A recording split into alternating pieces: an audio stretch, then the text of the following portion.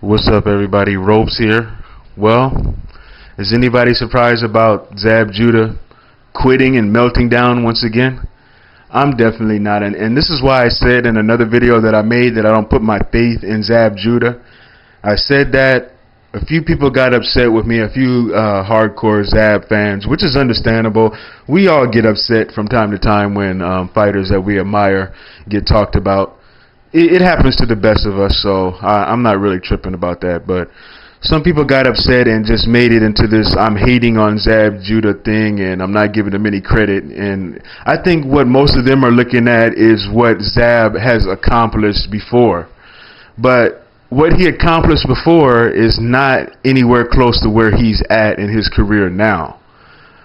And I knew that. I mean, when he came back after he had several meltdowns before. He came back against Miguel Cotto.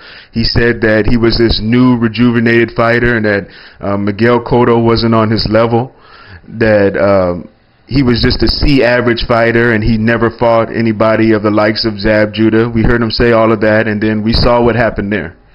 And it's pretty much the same thing this time around. He talked a lot of crap about Amir Khan not being on his level and all of that, and I just saw the same situation repeating itself with the Miguel Cotto thing. And just looking at both styles, I just gave Zab really no chance to win the fight. You know, that's why I didn't even really do a real prediction video on it. I did say in a couple of videos that I felt that he was going to lose a fight and that he shouldn't really complain too much about winning 50-50. Even though I understand that he had a name, you know, he has a name that everybody knows. So maybe he did deserve 50-50, but after watching that fight, I mean, do you really think that he deserved 50-50 after he quit the way he did? Because I believe he quit. He tried to pull a card at the end of it and say that it was a low blow. Definitely wasn't a low blow. It grazed his protective wear under there. It just grazed his belt line, but it ended up in his solar plex.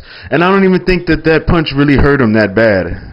I mean, you know, he's well conditioned. He's got what, an 8-pack. I don't think he was really hurt that bad. I think he could have gotten up. And plus, what gave it away for me that he was lying was he said that he didn't know that he was being counted out.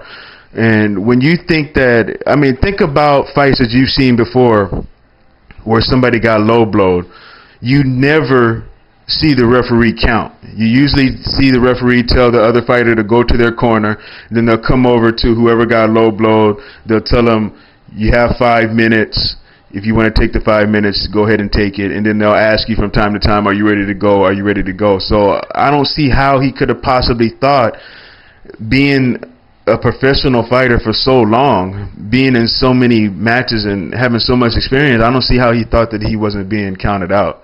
So I think he just took the first opportunity he can take to get out of the fight, and that's what it was. And I was wrong about one thing, though. I did think that Zab Judah would be more dangerous, as we've seen him before, at least the first 4 to 5 rounds of the fight, but that didn't even happen. He got wiped out. He lost every round, and the fight didn't even go as long as I thought that it would. I thought that Zab would get stopped somewhere between 8 and 10 rounds, because that's usually where we see his meltdowns happen the most. So that's what I was thinking, but he ended up getting stopped in the 6th round. Much props to Amir Khan. I am a fan of Amir Khan. I know some people think that he might be juicing. It's something that has crossed my mind from time to time as well, but I did hear recently that he did an interview and said that he's willing to take any testing to fight Mayweather, any type of testing that Mayweather requests of him. So I got to take my hat off to him for that, because now this is now the 3rd fighter in a row that has agreed to take the testing, but yet the face of boxing refuses to take the test. And it's something that I just don't get, because when the accusations of Pacquiao first came around, I thought Floyd Sr., I thought he was talking out of his ass at first. I thought he was just upset because he trained Ricky Hatton, and Ricky Hatton went out there and flopped in 2 rounds. But, I mean, Ricky Hatton ran out there with his chin in the air with no respect. He just thought that he was going to walk through Pacquiao. He paid no attention to defense, and that's why he got knocked out. So that's what I was thinking. I wasn't thinking that he was really on anything at the time. But over a course of time, especially where I'm at now, I'm in a different place now than I was back then, because there's been so many excuses about taking this test, and this is something I don't understand. What is the big deal about the test? It just doesn't seem like a good enough excuse not to have this fight happen, especially when everybody else is agreeing to take the test. And I really don't think there's anybody out there that is going to turn down taking this test. Some of you guys want to bring up Bernard Hopkins. Oh, well, Pascal wanted Hopkins to take a test. Yeah, that was after the contracts were signed. Now, if B-Hop had said, you know what, I don't want to take the test, but in the negotiations, then I would question B-Hop. So next time somebody fights B-Hop and they ask him for a test and he refuses to take it, then I'm going to question him as well. But it was a completely different situation. So that right there goes completely out the window for me. So that's what I think about everything. I'm not willing to judge Amir Khan yet, just based off of the company that's around him.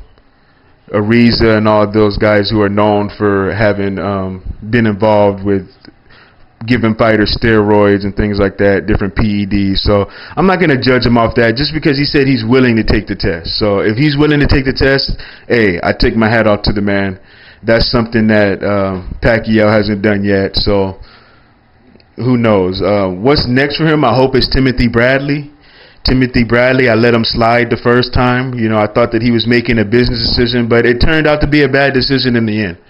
Because I don't know if this is true or not, but I've heard that he's getting stripped of his title because he was supposed to fight by July, and here July is over now. So what's going on, Tim? I stuck my neck out for you here, and you haven't delivered. You kind of making yourself look bad here. So hopefully the fight can happen by the end of the year.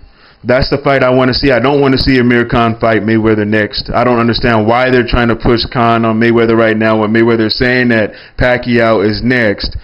I just don't get why they're trying to push Amir Khan on him right now at this point. That can be done later. I do know that Mayweather will fight Amir Khan. I do think that he definitely will, because I do know that Mayweather has said before in the past that it's always been his dream to fight in England outside, because he has a great fan base over in England. So I think that fight would definitely happen, but I just don't want to see it next. Give us the fight that we've been waiting for a couple of years now. I guess going on 3 years now we've been waiting on this fight.